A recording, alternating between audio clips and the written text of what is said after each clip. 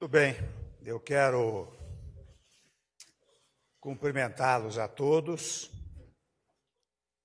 e dizer que, mais uma vez, eu estou aqui para fazer uma declaração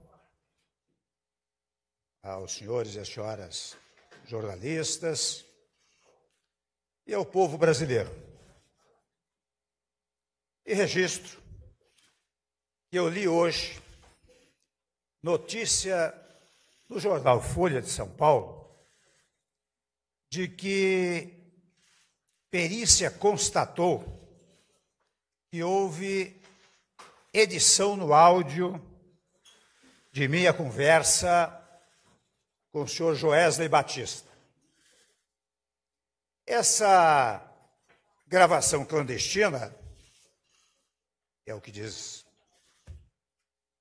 foi manipulada e adulterada com objetivos nitidamente subterrâneos. Incluída no inquérito, sem a devida e adequada averiguação, levou muitas pessoas ao engano induzido e trouxe grave crise ao Brasil. Por isso, no dia de hoje, estamos entrando com petição no Colégio do Supremo Tribunal Federal para suspender o inquérito proposto até que seja verificada, em definitivo, a autenticidade da gravação clandestina.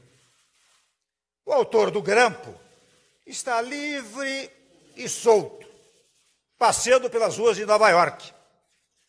O Brasil, que já tinha saído da mais grave crise econômica de sua história, vive agora, sou obrigado a reconhecer, dias de incerteza. Ele não passou nem um dia na cadeia, não foi preso, não foi julgado, não foi punido. E pelo jeito não será. Cometeu, digamos assim, o crime perfeito. Graças a essa gravação fraudulenta e manipulada, especulou contra a moeda nacional. A notícia foi vazada seguramente por gente ligada ao grupo empresarial que, antes de entregar a gravação, comprou $1 bilhão, porque sabia que isso provocaria o caos no câmbio.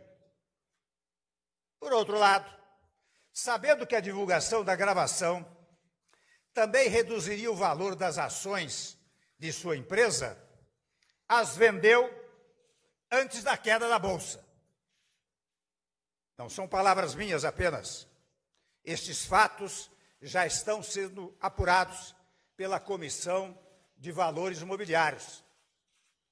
A JBS, meus senhores e minhas senhoras, lucrou milhões e milhões de dólares em menos de 24 horas. Esse senhor, nos 2 últimos governos, teve empréstimos bilionários no BNDES para fazer avançar os seus negócios. Prejudicou o Brasil, enganou os brasileiros e agora mora nos Estados Unidos.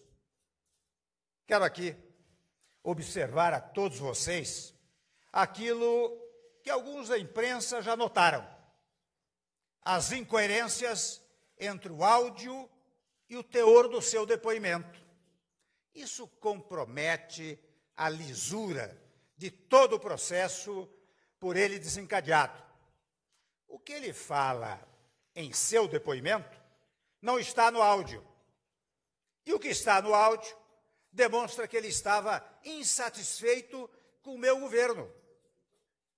Reclamações contra o ministro da Fazenda, contra o CAD, contra o BNDES. Essa é a prova cabal de que meu governo não estava aberto a ele. E no caso, convenhamos, no caso central de sua delação, fica patente o fracasso de sua ação. O CAD não decidiu a questão solicitada por ele. O governo não atendeu a seus pedidos. Não se sustenta, portanto, a acusação pífia de corrupção passiva. E não foi só o CAD. O BNDES mudou no meu governo. A presidente Maria Silvia moralizou o BNDES, botou ordem na casa e tem meu respeito e meu respaldo para fazê-lo. Assim como Pedro Parente o fez na Petrobras. Estamos acabando com os velhos tempos das facilidades aos oportunistas. E isso, meus amigos, incomoda muito.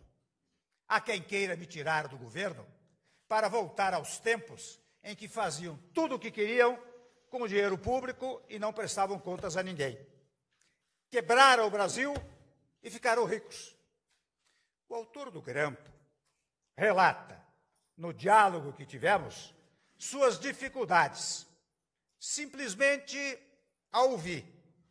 Nada fiz para que ele obtivesse benesses do governo. Não há crime, meus amigos, em ouvir reclamações e me livrar do interlocutor, indicando outra pessoa para ouvir as suas lamúrias. E confesso que eu ouvi à noite, como ouço muitos empresários, políticos, trabalhadores, intelectuais e pessoas de diversos setores da sociedade brasileira. No Palácio do Planalto, no Jaburu, no Alvorada, em São Paulo. Trabalho, acho que os senhores sabem, rotineiramente, até meia-noite ou mais. E falo até com pessoas da imprensa. Com pessoas da imprensa, já falei em horas avançadas. Muitos sabem disso, porque falavam comigo ao telefone ou até pessoalmente. Nada demais há nisso. Mas é bom ouvir com atenção o que dizem as pessoas. E muito do que foi dito nos depoimentos dos senhores Joesley e Ricardo provam apenas falta de sintonia, abundante divergência. O primeiro fala em buscar uma forma de interlocução comigo, pois não a tinha. Já o segundo fala que era meu interlocutor frequente, em nome do grupo. Há muitas mentiras espalhadas em seu depoimento. Lembrem da acusação de que eu dera aval para comprar o silêncio de um ex-deputado. Não existe isso na gravação, mesmo tendo sido ela adulterado. E não existe, porque nunca comprei o silêncio de ninguém. Não obstruí a justiça, porque não fiz nada contra a ação do judiciário. Falo aqui só de um dos pontos de contradição e incoerência. Ou seja, houve falso testemunho à justiça. Chegam ao desplante de me atribuir falas, frases ou senhas ou palavras chulas que jamais cometeria. Atentam contra o meu vocabulário e minha inteligência. Tenho crença nas instituições brasileiras e nos seus integrantes. Devo até registrar que é interessante quando os senhores examinam o seu depoimento e o áudio, os senhores verificam que a conexão de uma sentença a outra não é a conexão de quem diz, olhe, eu estou comprando o silêncio de um ex-deputado e estou dando tanto a ele. Não, a conexão é com a frase, eu me dou muito bem com o ex-deputado, mantenho uma boa relação. Eu disse, mantenha isso. Viu, enfatizam muito o viu. E por isso mesmo eu devo dizer que não acreditei na narrativa do empresário de que teria segurado juízes, etc. Ele é um conhecido falastrão exagerado. Aliás, depois, em depoimento, podem conferir, disse que havia inventado essa história, que não era verdadeira. Ou seja, era fanfarronice que ele utilizava naquele momento. Eu quero pontuar que houve grande planejamento para realizar esse grampo. Depois houve uma montagem e uma ação deliberada para criar um flagrante que incriminasse alguns, enquanto os criminosos fugiam para o exterior em absoluta segurança.